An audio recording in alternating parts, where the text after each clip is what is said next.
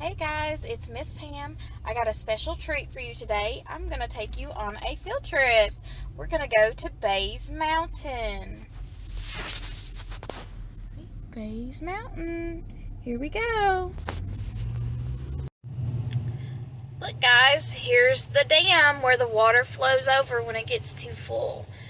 Hey guys, I made it to Bays Mountain, and now I am headed to go check out the bobcats. I'm on the trail walking that way. So I will touch back with you in just a second. Yep. Hi guys, it's Jacqueline. I'm one of the volunteers at Bays Mountain Park, and today we're going to talk about some of our native animals. Now, native means animals that you might find in the woods living in East Tennessee. And right now we're going to talk about bobcats. This guy is eating breakfast right now, and as you can see, maybe he has a rodent. They like rodents, rabbits, squirrels, that kind of thing, but they also climb trees, and so they also like to eat birds and bats, and in winter, sometimes they'll even take down a deer. Can you believe that? Well, they are in the cat family, as you probably assume from the name bobcat. They get their name from their bobtails. Their tails are only about 4 inches long, and so they have pretty short, stubby little tails. They have ear tufts that stick up off the top of their ears, but they're a lot bigger than your house cat. They get to be about 25 to 30 pounds, 35 pounds, somewhere in there. But they're still pretty small. Like, we don't have lions or tigers or anything like that around here, but we do have these guys. Check it out. There's the bobcat. He is having his breakfast this morning. Looks like he's eating a rat.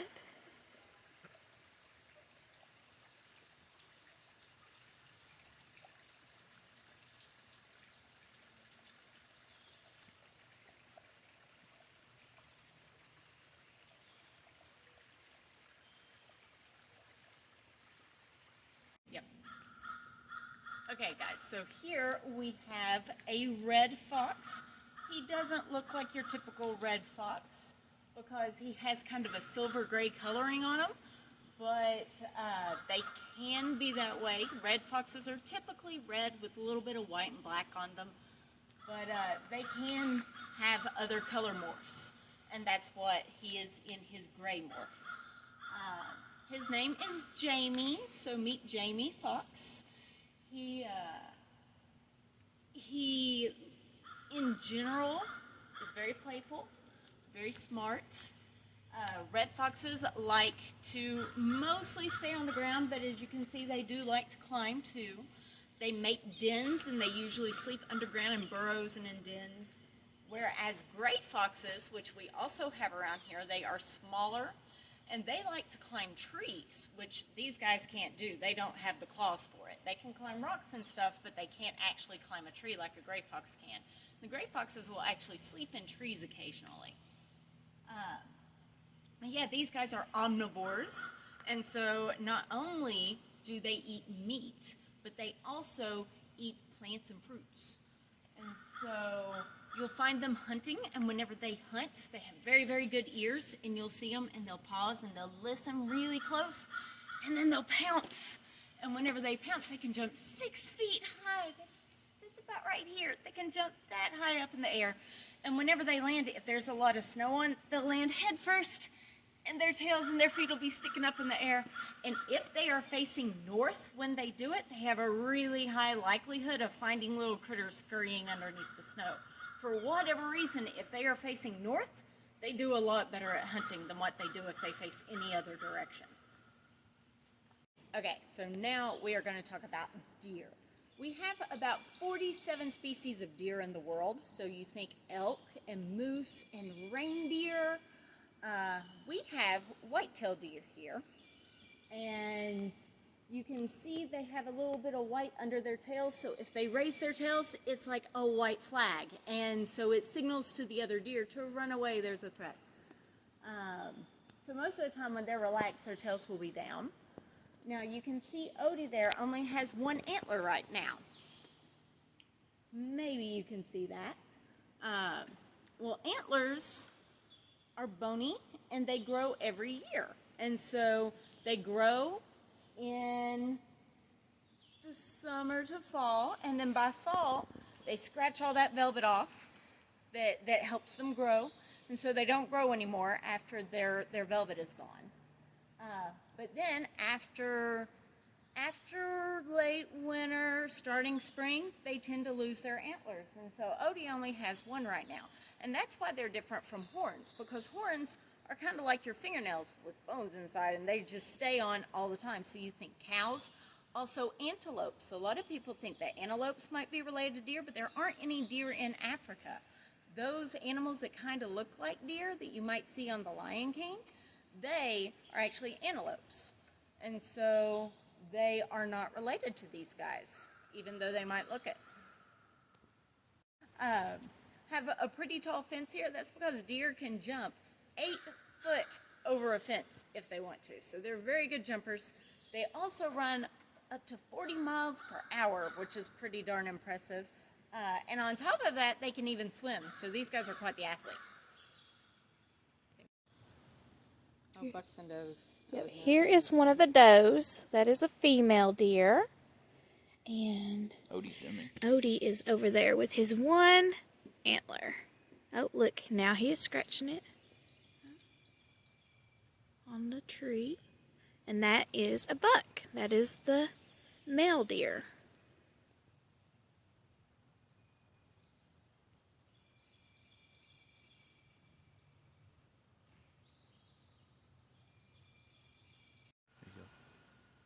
So this here is Cotton. And you can see she doesn't quite look like a normal white-tailed deer that you would see. And that's because she is what you call a piebald. And piebald just means that white with spots, more or less. So like if you have a cow that's white with black or brown spots, that's also known as a piebald. But in deer, that's actually a genetic mutation. And so normally they would be the brown all over with the white in the tail. Oh, you hear them snorting? And you hear the wolves? So yeah, she just has a little genetic mutation, but otherwise she's a normal, healthy, happy white-tailed deer.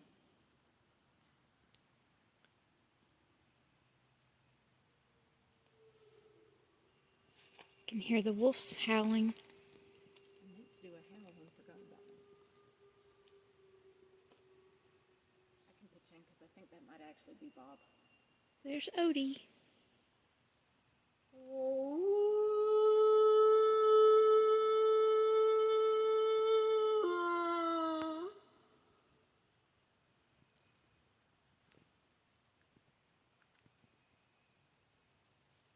That wasn't meant to hush them up. That was meant to keep them going. There you go.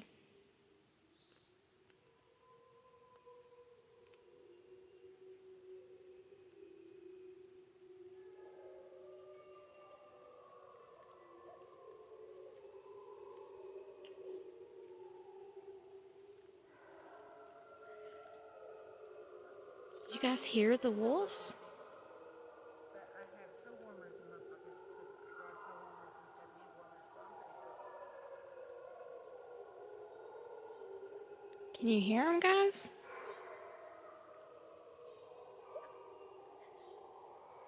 I have my camera stuff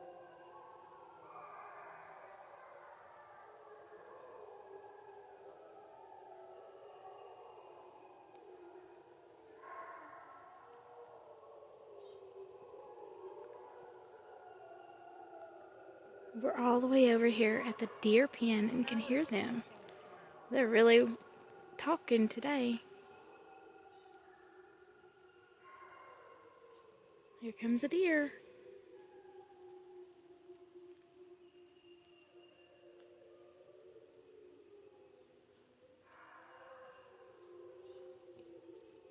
Here comes another one.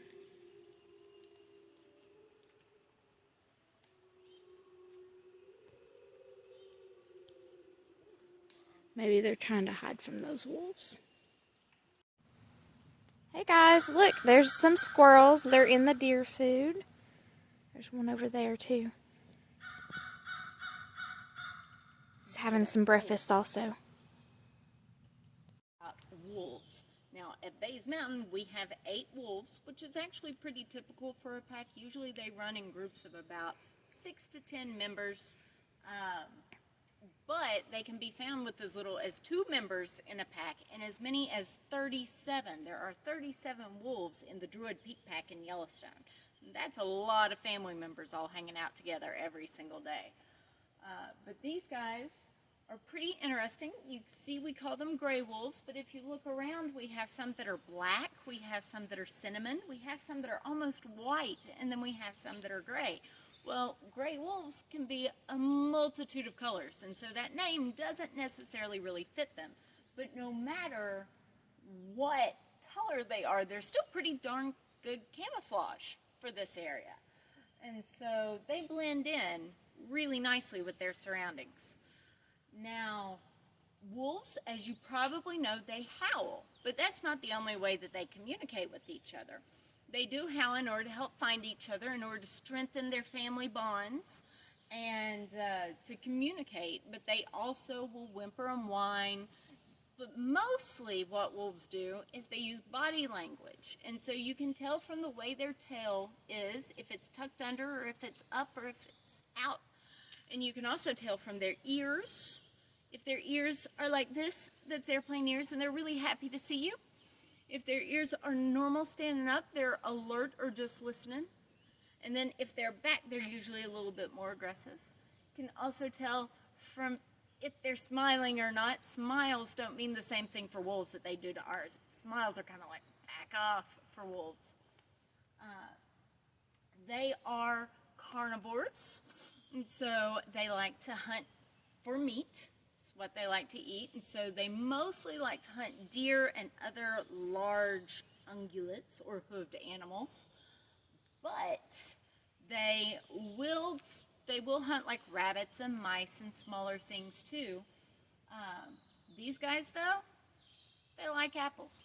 So they don't just eat meat, but in the wild they would generally stick to mostly a meat diet. Oh, you see them running. Wolves can run about 35 miles per hour, and they can run at a slower pace for many, many miles. They have large territories, and they tend to roam those territories, and they also howl to mark those territories. Whenever they howl, they tend to have somebody that's a little higher pitched and somebody's a little lower pitched and all this stuff in the middle. And so instead of harmonizing, they kind of clash their voices to make them sound like they're a bigger pack than what they are, in order to tell other wolves, keep out, this is our space.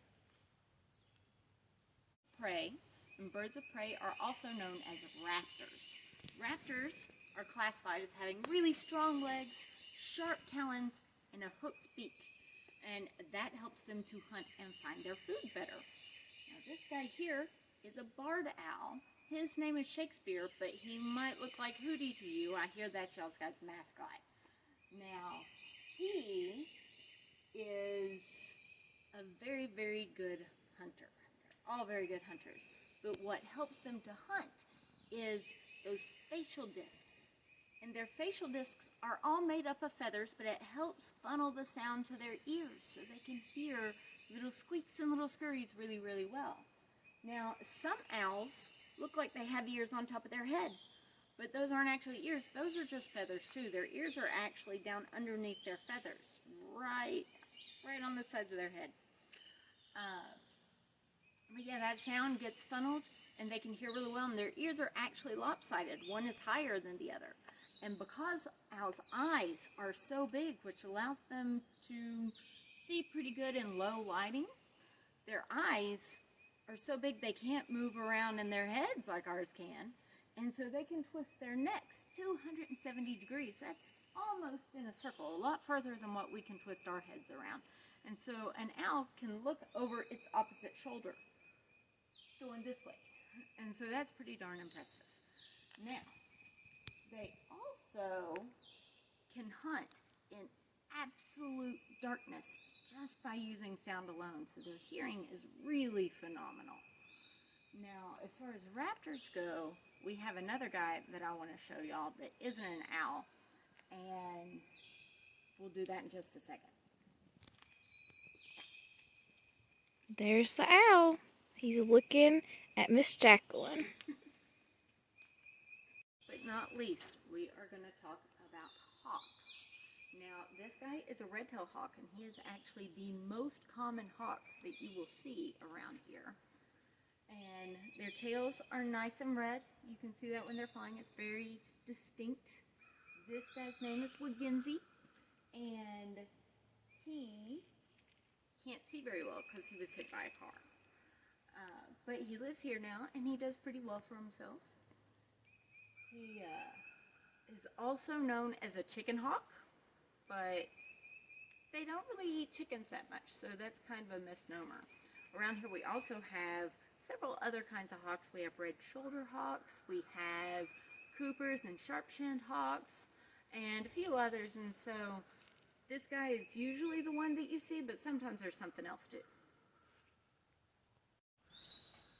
Here is another red-tailed hawk, and you can see her red tail really well.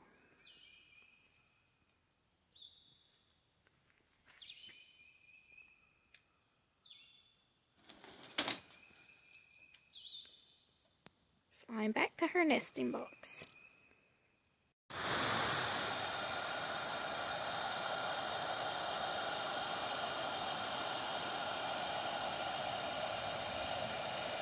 Hi guys, it's Miss Pam.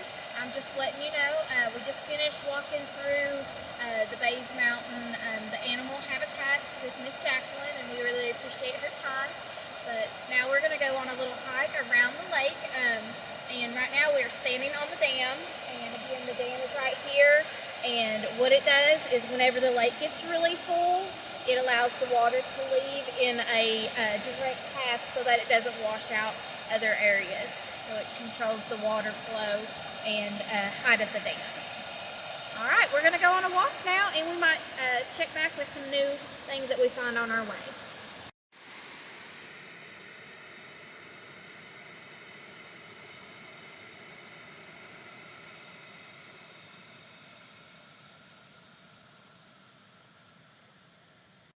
Alright guys, something we found on our trail walk here.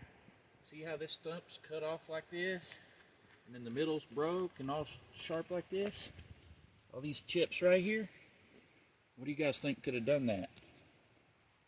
I'll give you guys a minute to think about it, and we'll talk about it more here in just a minute. I'll show you some more evidence from what this guy did. Alright guys, here's another one.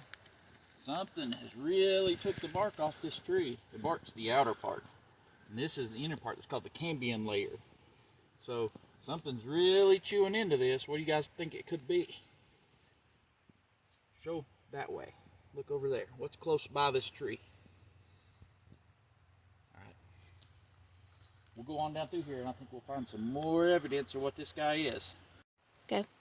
So check this out, guys. This is a really big tree. And there's been a big, huge bite took out of this side. Anybody guess what the animal is yet?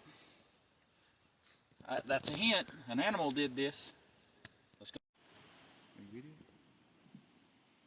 Okay guys, there's something way out there. There looks like there's a lot of trees and stuff across the lake. This is Okay. actually where a stream enters the lake, guys. A little creek comes into the lake. It's what helps fill the lake up. But as she showed you, you can see back there, they got a line, and you see the water kind of coming over. The beavers have built a dam back there. I gave it away. I didn't give you guys a chance to guess the animal. It's a beaver. They chew the trees, they put them in the water, and they carry them up there, and they pack them in and make a dam. And that's their home. That's where they live. Also, by damming up the water, it creates a food supply behind the dam for them. Just like the dam we walked across earlier that's man-made, beavers do the same thing. They make a dam to create a habitat in order to thrive. They live in the dam and they eat, their food source is fish, bugs, crawdads. You better know where a crawdad is, or a minnow, little fish. That creates their food source and in their habitat. So they live inside the dam, and then they go out into the water pool they created to feed and survive. Go. All right, guys, I'm pretty excited. We just found a great example of a beaver dam. Miss Pam's going to turn the camera over so you can see. This one's actually really pronounced and curved around. We're right over top of it. So if you'll notice on the back side where the water is, it looks like just dirt and leaves. And that's because what the beavers do is they got a big flat tail. And they take their big flat tail and they dig up mud and they pack it on their dam. That helps seal the water from going through. And as you can see, this water is higher than that water. Of course, this dam's been breached here a little because of flooding, so it's letting some water out. But this level's higher than that level because the water's backed up and they've created a habitat here. If we keep quiet and watch, we might even get to see a beaver before this hike's over. Go. Alright guys, we're walking along the trail and I spotted something cool I want to show you. Let's look right here. See this? This guy right here is a shell, kind of like a seashell. Only this shell comes from freshwater mussels. Now we're walking the trail around the lake and the water's way down there. She'll show you there in a minute how far away the water is. So how do you guys think this got way up here on the trail? Anybody got a guess? I'll give you a hint. This is one of the food sources for our friends the beavers that were making the dam we saw earlier. So inside this, when it's alive, there's another half of a shell just like this. And it's a little animal that lives in here. It's just all muscle. So what happens is the beavers find these guys in the water. They crack their shell open and they eat that meat out of there. It's one of their food sources. Other animals prey on them too, like crawdads and other small fish. So that's the reason we found this way up here. Some animal that's had this for lunch brought it up here, ate it, and discarded the shell because he didn't eat it. Go. Alright guys, we're still walking around the lake. I found something cool I want to show you. So this right here, walking along the trail, these are shells. These actually go together and there would be another piece like this. It forms a pod. What do you guys think's inside that? Inside there is actually a tree nut called a hickory nut. Now the nut, what most people don't know, is actually the seed of the tree. So when these fall onto the ground and bust open, the seed goes in the tree, it makes a new tree grow. But one of the big things with these is we like eating nuts. Nuts are great. Also, it's a big food source for the animals. The deer, wild turkeys, which we hope to get to see soon, and squirrels, a lot of different rodents. They love this stuff. This is a great food source for them, a great protein. And if you walk along, pay attention, you'll see a lot of these along the trails. Alright guys, we're going along on our trail here. We came across a nice little spring. And what a spring is, not like a curly spring that bounces you. This is a spring that comes out of the ground right up there. If you look right up there, the mountain starts and the water comes out of the ground. So this is fresh water that comes out of the ground and it's running down through here, and way down there is the lake. So what this is known as is a tributary. I know that's kind of a big word, but what that means is this is tributing to a larger body of water. That means it's adding more water to a larger body. So the lake, we already saw the water running off the dam. So when it goes off the dam, that actually goes down the mountain where we can't see and goes into the river. And all the rivers in the U.S., they lead to larger rivers. And when they get to a larger river, they actually go to the ocean. So eventually, this water that's coming out of this spring right here will end up in the ocean. Most likely, in the region we live in, it's going to end up in the Gulf Coast. It'll go to the Mississippi River. Because we live in the Mississippi Ohio River Shed Basin is what it's called. Hey guys, it's Miss Pam. We've been walking around the lake on a trail, and I found something that makes me very sad. You see this tree right here? This is called graffiti, and that's what happens when people cut on the tree, use markers, write on stuff. Sometimes you might see paint. This is not good.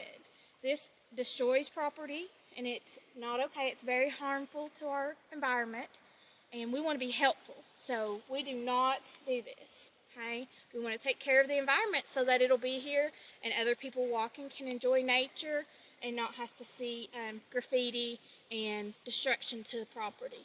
So do not write on anything that is not yours. And nature is not ours. It's there for us to help make air and feed animals and stuff, but we don't want to destroy it by causing graffiti. Hey guys, we talked about graffiti and I said paint, but in this case, this is actually not graffiti. This is called a trail marker, and you will find these throughout the trail to indicate. There's one way down there, that you are on the right trail so that you don't get lost in the woods. So when you see this, this is not graffiti, and it's just lightly painted so it will not harm the tree, but it will keep you on the path so that you don't get lost in the woods. Alright guys, one more thing we wanted to show you here at Bays Mountain. They actually have a beehive set up right over there. And right now the building's closed so we can't get inside, but if you were inside there, you could actually look into the hive and see the bees working. Bees are a really important part of our ecosystem. They play a really important role. You guys know what an ecosystem is? That means how we live. The ecosystem is what makes things grow and change and grow and change, and it's a cycle. It just continues. So bees, they're very, very good at helping us with repollination of plants, so plants grow. Plants give us oxygen and food to eat, and other animals in the ecosystem to eat. And they got a cool example set up over here for you guys. So this little thing here they got set up. So here's our bee, and he comes from the hive. And what he does is he'll carry on, he'll land on this flower. And flowers have something called pollen. The bee will actually pick up the pollen on his legs. See this? They got it represented here. They pick up the pollen on his legs, and this flower would be like a boy flower, a male flower. And say this flower is a female flower. So this pollen has to get onto the female flower so she can make a new flower. She'll produce a seed and make a new flower grow. So when this bee picks up the pollen, he goes to this flower to grab some pollen, and when he lands, some of the pollen from this flower falls off onto this flower. So in his important role, the bee is helping this flower make new flowers. And this goes for all plants in nature. That's how they reproduce, which means to make more. So he'll actually pick all the pollen up, and he'll carry it back to the hive. And when he gets back to the hive, the bees take the pollen, and they turn it into honey, which is their food source. We all like honey. Honey's really good. Maybe when you guys get back to school, Miss Pam can bring some honey for you to try.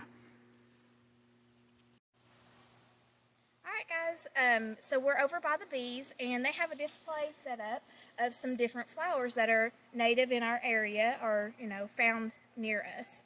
And these are some of the favorite flowers that bees like to get the pollen and nectar from to make honey.